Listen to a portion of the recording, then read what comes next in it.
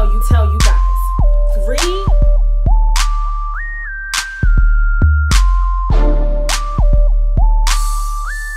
Yo, what's going on, y'all? Welcome to BBW. I'm Charlene. Make sure you hit the subscribe button and hit that like button. So I'm just getting this content out this week, huh? I'm making these videos, huh? I think your girl, she back into the motion. So I'm here to talk about Basketball Wives. I think this is like the second episode of the new season. And of course, I don't want to do like a structured review. I'm just going to talk my talk. So Ty, I just want to start with Ty.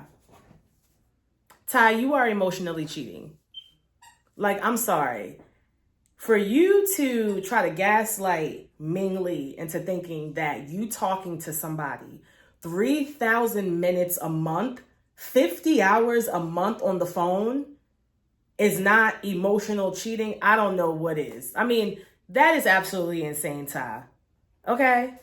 That's honestly kind of a little bit worse than just, meeting somebody, taking them out to dinner, smashing, and going on about your business. Talking to somebody on a very consistent basis for long periods of time, for months, is kind of like insane. Like, that would break my heart. Like, I would want to know, like she said, what are y'all talking about?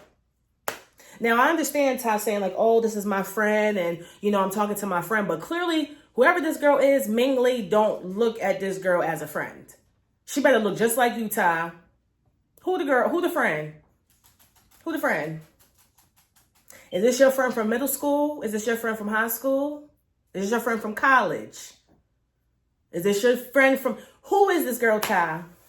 I don't like that. Come on now, Ty. That's emotional cheating. Like, come on. Now, I ain't gonna lie. Ty is adorable, though. She's very, very, very cute. But yeah, you can have friends. You can have friends. You can have a female friend, but she better look just like you, okay? She better be on the other end of the phone with a strap on just like you. No shade. I'm sorry. Like, And even then, you got to be careful, okay? Because you never know these days, okay? You got the masculine, lesbians hooking up with the masculine lesbians. You got the lipstick, listen, I've been around, I know some people. I got some friends, I know what really be going on down in the underground LGBT community. I know what's going on. So I don't know, Ty. I don't know about that. But what I will say is I don't think that Jackie's daughter likes her. I don't think that Jackie's daughter likes her. I think she loves her, it's just like, oh, that's my mom. But I really don't think that Chantel really likes Jackie like that. Just by how, she talks about her. She had FaceTimed her younger brother and, she's like, oh, I'm, here to talk about mom. And he's like, oh, Lord, and this, that, and the third. Mind you, they're on camera, so if anything, you would try to at least, talk pretty decent about your mom, at least on camera. But child, Chantel don't bother. So I'm like, I don't know. And then when she met up with Evelyn and Ming, and Chantel seemed very receptive, very open, very smiley around Evelyn. Like, she had no problem with Evelyn, knowing that Jackie and Evelyn has had their issues in the past. Even though I think Jackie and Evelyn are cool, but still, it's kind of like, okay, like Chantel seems super, super friendly and receptive to Evelyn's relationship and, closeness or whatever, which again, I think is interesting. And the fact that Evelyn dug in her hand into the situation with Jackie and her older sister, the one that wrote the book. So I don't know. I just don't think Chantel is team Jackie too tough. And I think as the season unfolds, we will see Jackie and Chantel comes to blows. So there's that. Jennifer and her husband, who we learned this episode is not really her husband, they meet up with Jackie, and he's kind of explaining the situation with the money, $1,500, she had to pay for like the baseline fee. And she never put any extra money into the portfolio. So it, of course, never went anywhere because she didn't follow up with the proper steps to finalize, I guess, whatever they were trying to do. one thing I will say is I did meet a guy, I think like on Facebook, and he did like trading and like, stocks and all that stuff. And I will say I ended up getting a refund from him. Like it was a week. Like, not that he was scammy or whatever. It's just, I don't know. Like, it wasn't, I don't know. I invested in some type of guy who said he did that type of work with stocks and investments and stuff like that. I think that's what Jennifer's man does. And all I know is, like I said, I got my money back. So, but when he met up with Jackie, when Jen and her man met up with Jackie, the way that he was explaining it, it made sense. It made sense. And the text messages seemed friendly. You know what I mean? They did post them. Now, I don't know the timeline. I don't know, if this is even the right person. Because what I found interesting is that the girl was texting Jen's man saying, oh, I got your back. Like, oh, I know I'll fight girls for you. And I don't know if she was talking about Evelyn per se, but Evelyn said that was her baby daddy's cousin. So kind of like through marriage, so to speak, or through a kid, like they're kind of low-key family in a way. And so I'm like, is that even the same person they showing text messages to?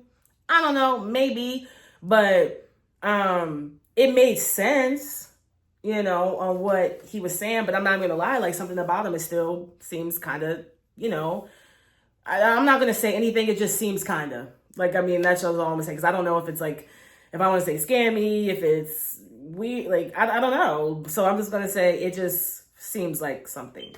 So there's that. Jennifer making the comment about Chantel. Evelyn is obviously, this is going to be Evelyn's storyline with coming at Jen about her relationship, about her boyfriend, Who is this guy? What does he do? He's stealing people's money. This is clearly something that Evelyn is going to be battling with Jen about.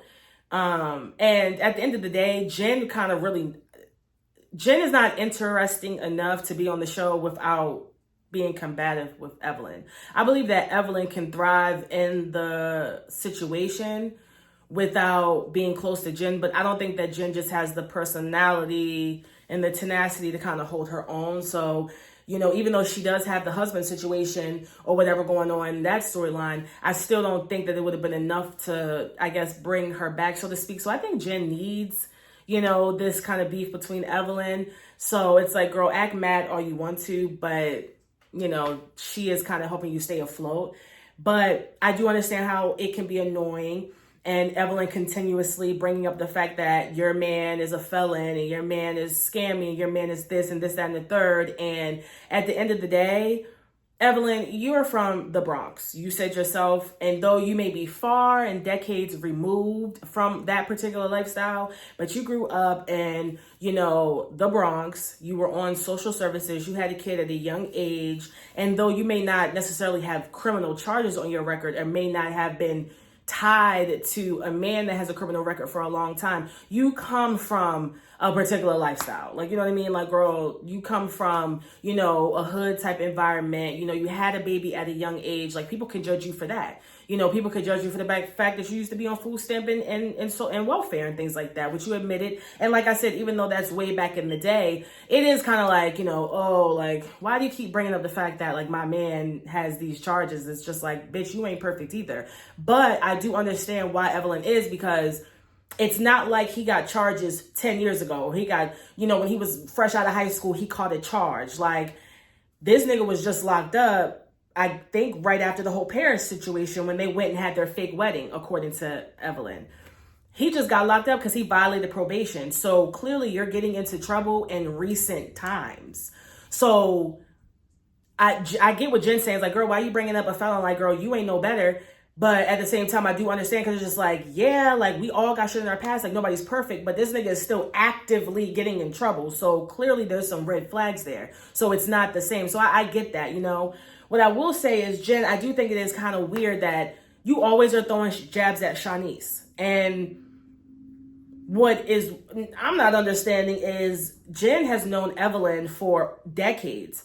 I'm pretty sure Evelyn has a lot of content and a lot of things that you can work on and say and throw out as jabs instead of using Shanice as an example, you know? And, you know, I do feel bad for Shanice a little bit because I feel like she's just not that type of girl at all. Like, you know, she's not even like loud and boisterous. Like she doesn't even have like an extra dramatic personality. She's just not like that. And she seems really low key. And even though Jen has talked about her in the past, Shanice, at least to my knowledge, has never came at Jen publicly or has never disrespected her publicly. And it is a little weird that I feel like, though her point was valid, like, to an extent, you know, girl, you talking about me, but your daughter just had a baby and she ain't even in a relationship with him. At least I think, you know, because I think on Shanice's podcast with Evelyn recently, she said that she's a single mom. So I guess that she's not with the game. So it's like, at least I'm with my man. Like, you know, your daughter but at the end of the day, like, that's her daughter. Like, that's nothing, like, you know, like, you know, I don't know. I do think that's a little weird, Jen. I think, like I said, you've known Evelyn for a very long time. I'm pretty sure there's something that you can say that, you know, you can throw at Evelyn and bring up from her past or guys that she's dated and things like that and whatnot. So, yeah, I don't know, Jen. I would lay off the Shanice talk or whatever. But I loved how Jackie brought it up at the table. Scandalous, scandalous, scandalous. One thing about it, Jackie's going to stir the pot. Like, you know, Jackie is the HBIC over there at Basketball Wives LA. And even though some of the Miami girls are on Basketball Wives LA, I see it as Basketball Wives LA. You know what I mean? I guess, you know, Brandy talking to her husband, he did sound dumb as hell on the phone. Like, you know, like, bro, like, you're 40-something years old. Like, you using all this slang and and all this. And it's just like, bro, like, what are you talking about, you know? And, you know, she's like, he's trying to be funny and he's trying to whatever. He's trying to win me, like, whatever. And she just over him. He cheated on the girl over 50 times. Whew.